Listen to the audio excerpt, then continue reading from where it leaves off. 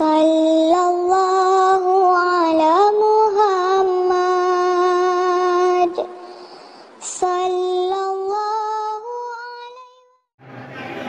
Alangkah mirisnya seorang yang mengaku bahwa dia adalah orang Islam, menyandang status muslim, tapi tidak melakukan salat. Bahkan ini pembarangan ini bukan lagi hal yang baru, sehingga pelakunya pun tidak lagi merasa malu.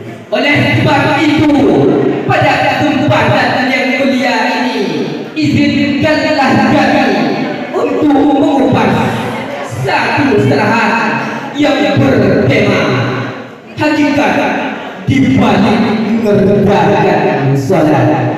Hari ini kita bersaudara yang dirahmati Allah Subhanahu wa Ta'ala. Salat dalam Islam menempati kedudukan yang sangat penting. Dialah sebagai hilangnya agama. Segala sesuatu yang bersifat pokok adalah Islam. Tiangnya adalah salat, puncaknya adalah jihad di jalan Allah. Demikian ungkapan Imam Muslim dalam Sahih Muslimnya. Ungkapan di atas adalah ultimatum dari Allah yang disampaikan oleh para ulama, bahwasanya salat adalah kewajiban agama yang tidak dapat tawar-menawar lagi. Sehat ataupun sakit, berjalan ataupun tidak, melihat ataupun buta, tetap harus melakukan salat. Namun sayang hadirin, kita tidak dapat menurunkan kehidupan di masa ini. Kita tidak dapat memahami diri kita sendiri. Masyarakat di sekeliling kita menganggap salat sebagai penghambat usaha, menganggap salat sebagai penghalang urusan dunia, gemar melakukan maksiat dibandingkan terhadap kiblat, doyan melakukan dosa dibandingkan sikap hati. Inilah hadirin gambaran fenomena kehidupan manusia zaman sekarang yang jauh dari Allah dan tidak melakukan salat. Hadirin tidak mendengar yang dirahmati Allah Subhanahu wa Ta'ala. Lalu timbul pertanyaan, apakah hikmah dan fungsi salat dalam kehidupan manusia? Ilmu yang kita pernah membuktikan.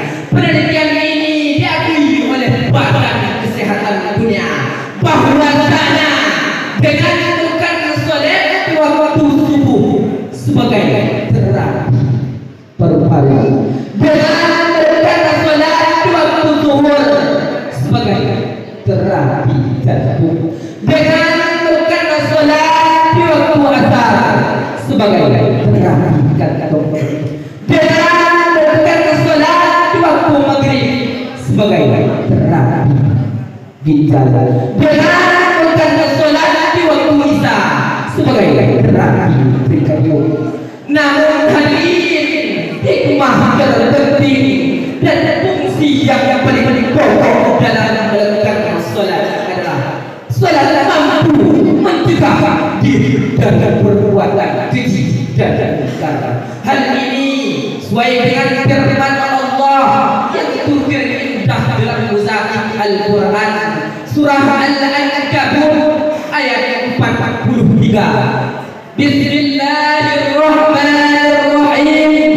Utlu ma uhiya ilaika minal kitab wa aqimis shalah innas salata tanha 'anil fahsya'i wal munkar.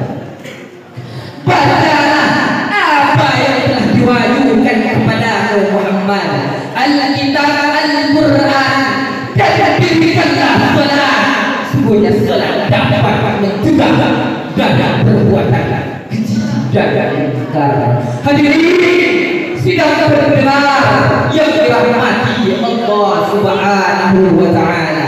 Demikian jelas dengan mengerjakan salat yang benar-benar khusyuk dapat mencegah dan perbuatan keji dan mungkar. Hadirin sidang pendengar yang dirahmati Allah Subhanahu wa ta'ala. Salat hadirin merupakan pemersatu umat, persatuan dan kesatuan akan terwujud ketika kita melakukan salat berjamaah dengan catatan perhatikan tata main dan salat berjamaah. Takbiru ma yakadi takbiruhu wa takbiru ma yakadi takbiruhu. Yang datang duluan maka yang harus berada di yang paling depan, dan yang datang belakangan maka yang harus berada di yang paling belakang. Boleh jadi kompral datang duluan maka yang berada di yang paling depan pendidikan Pak Jenderal. Hati kita datang duluan maka yang harus berada di yang paling depan pendidikan Pak Burwani. Bahwa hadirin amal besar adalah orang nomor satu negeri Iran, orang yang paling ditakuti oleh Amerika ketika melakukan salat berjamaah. Ia terlambat, maka mau tidak mau, rida tidak rida, harus berada di yang paling belakang. Tidak saling senggol kanan, senggol kiri, sikat depan, sikat belakang.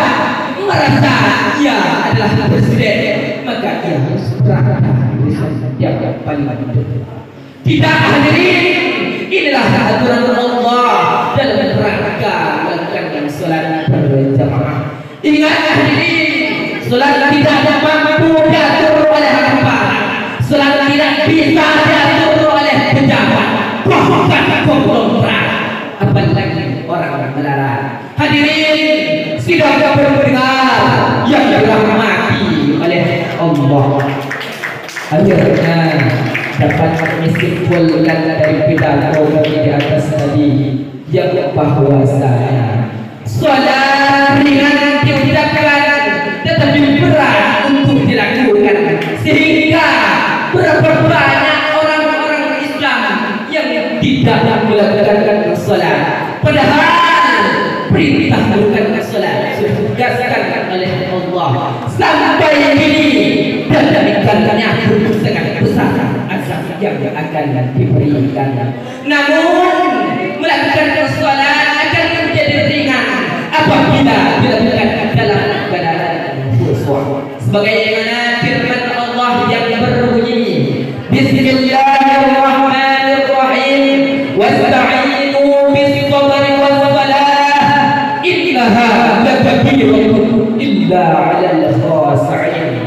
Minta tolonglah kalian dengan sabar, sungguhnya salat itu sangat berat kecuali bagi orang-orang yang khusyuk.